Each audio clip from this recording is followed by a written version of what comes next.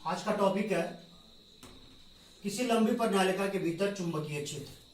प्रणालिका solenoid.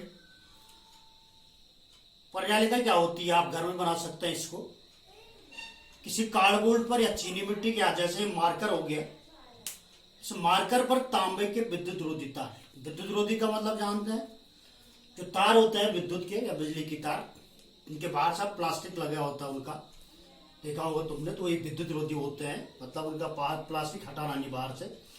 तो किसी cardboard पर या चीनी मिट्टी पर क्या करते हैं, या कोई सूखी लकड़ी है उस पर तांबे के विद्युत रोधी तारों को लपेटा जाता है और लपेट करके एक बेलनाकार नली बनाई जाती है। जैसे मार्कर है, इस पर अगर आप तांबे के तार लपेट लें, उसके दो सिरे हो जाएंगे, उनको विद्युत स्रोत से जोड़ेंगे तो इसमें क्या हो जाएगी, धारा प्रवाहित हो जाएगी। तो इस प्रकार के एक बेलनाकार नली बनती है, इसमें तांबे के तार लपेटे गए हैं, एक लंबी प्रणाली का।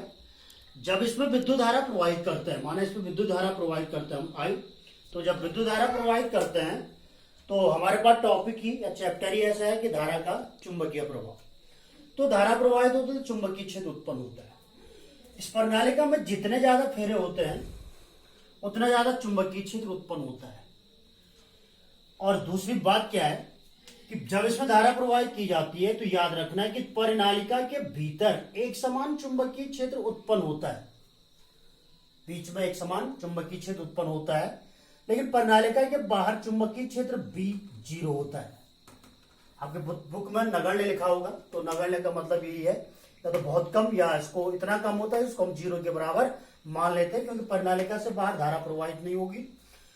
तो किसी भी सोलेनॉइड या किसी भी लंबी प्रणालिका के भीतर जो चुंबकीय क्षेत्र उत्पन्न होता है वो B इक्वल टू होता है म्यू जीरो एन आई। कितना होता है, म्यू जीरो एन आई।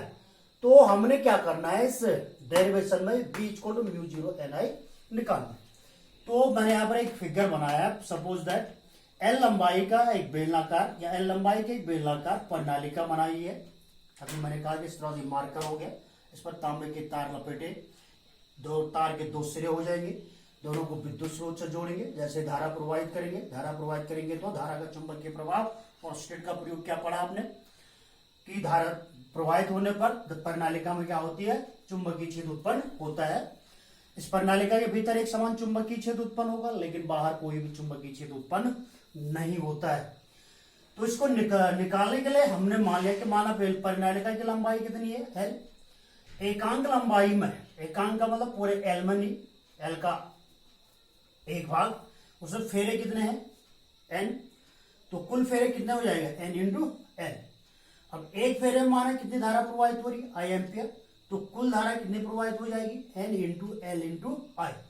अब हम एम्पियर पर प्रति नियम का के अनुप्रयोग पढ़ रहे हैं। एम्पियर पर प्रति नियम आपने पढ़ा है कि B इक्वल टू क्या होता है, mu zero I. B equal to mu zero I. किसी बंद परिपथ की B equal to integration B dot D L equal to mu zero I. किसी बंद पथ की सीमा के अनुदिश रेखीय समाकल। तो यहां पर integration B dot D L equal to mu zero I लिखा मैंने, लेकिन आई यहां पर आई की जगह क्या है, एन एल इंटू आई। तो आई की जगह लिखना हमने एन एल आई। समीकरण नंबर हमने क्या बना दी, एक। इस जो प्रणालिका है इसमें मैंने एक पथ लिया है पी क्यू आर एस, क्योंकि जो हमारे पास एम्पियर पर प्रति नियम है किसी बंद पथ की सीमा के अनुदिश। तो पी क्यू आर एस एक बंद पथ लिया है, तो इस पी क्यू आर एस के अनुदिश हमने क्या निकालना है, रेखीय समाकलन। तो इंटीग्रेशन यहां पर लिख रहा हूं पी क्यू आर एस, पथ पी क्यू आर एस की अनुदिश हमने क्या निकालना है, चुंबकीय क्षेत्र, रेखीय समाकलन निकालना है। तो integration B dot D L, P Q R S limit लगा के इसको तोड़ दिया अलग, P Q, Q R, R S और एस पी, चार भागों में तोड़ दिया। यहां पर मैं लिखा है integration B Q R B dot D L equal to integration at S P B dot D L equal to zero. ये जो क्यू आर और एस पी आर में भुजा है, ये प्रणालिका ऐसी है, ये दोनों वर्टिकल परपेंडिकुलर है। परपेंडिकुलर है का मतलब थीटा इक्वल टू कितना होगा, बी और डीएल के बीच। बी इस तरह है हॉरिजॉन्टल अनुदिश प्रणालिका के सोलेनॉइड के, लेकिन ये दोनों आर्म क्या है, परपेंडिकुलर। तो थीटा इक्वल टू क्या हो गया 90, cos 90 इक्वल टू 0। तो इसलिए इनका मान क्या रखा है 0। और एक और लिखा हुआ है at R S integration B dot D L equal to 0, क्योंकि ये जो आर में भुजा है कहाँ है परिनालिका से बाहर, और अभी मैंने बताया कि परिनालिका के बाहर चुंबकीय क्षेत्र बराबर 0। तो हमारे पास 3 भुजाओं के अनुदिश बी इक्वल टू 0 हो गया। केवल क्या बचा integration at P Q B dot D L.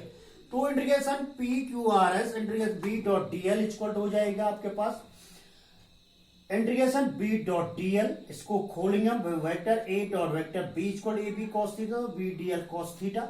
अब यहां पर ये परिनालिका की लंबाई है पी क्यू के अनुदिश, इस तरह ये भुजा, और उसी दिशा में कौन है बी, बी का मतलब चुंबकीय क्षेत्र, तो इसलिए थीटा इक्वल टू क्या आएगा 0 डिग्री।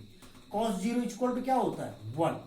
तो यहां पर हो जाएगा integration B dot D L equal to हो जाएगा B integration D L. Integration D L का मतलब एल, डी एल का मतलब स्मॉल एलिमेंट, छोटा पार्ट, छोटी लंबाई। तो पूरी लंबाई अगर जोड़ेंगे तो जैसे मार्कर का एक टुकड़ा है छोटी लंबाई, इसको सबको जोड़ देंगे तो पूरी लंबाई आ जाएगी। ठीक है, तो बी एल इक्वेशन नंबर 2 हो जाएगा। Comparing equation 1 and 2, left hand side क्या है इक्वल, लेफ्ट हैंड साइड क्या है integration B dot D L, तो राइट हैंड साइड में क्या हो जाएगा इक्वल बी एल इक्वल हो जाएगा म्यू 0 एन एल इंटू आई। तो एल एल क्या हो जाएगा कैंसिल, तो ये हो जाएगा आपके पास B equal to mu 0 N I. तो ये हो गया किसी लंबी प्रणालिका के भीतर चुंबकीय क्षेत्र। प्रणालिका का मतलब सोलेनॉइड, जिसको आप घर में बना सकते हैं। समझ गए, ठीक है।